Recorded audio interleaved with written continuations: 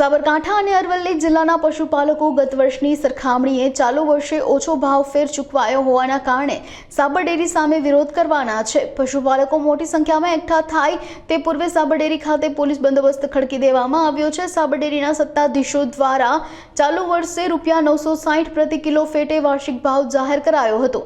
દર વર્ષે જૂન મહિનાના અંતમાં અથવા જુલાઈના પ્રથમ સપ્તાહમાં ભાવ ફેર ચૂકવવામાં આવતો હતો, પરંતુ ચાલુ વર્ષે ઓડિટ ન થયો હોવાના કારણે ભાવ ફેર ચૂકવવામાં વિલંબ થયો હતો। આથી સત્વરે ભાવફેર ચૂકવવા માટે અગાઉ પશુપાલકો અને આગેવાનો દ્વારા જિલ્લા કલેક્ટરને રજૂઆત કરવામાં આવી હતી, જેના પરિણામે ઘટતી રકમ 11 તારીખે ચૂકવવામાં આવી હતી। જો કે સાબર ડેરી દ્વારા ચૂકવવામાં આવેલો આ ભાવફેર પશુપાલકોને ગત વર્ષની સરખામણીએ ઓછો લાગતા તેમનામાં ભારે રોષ જોવા મળ્યો છે।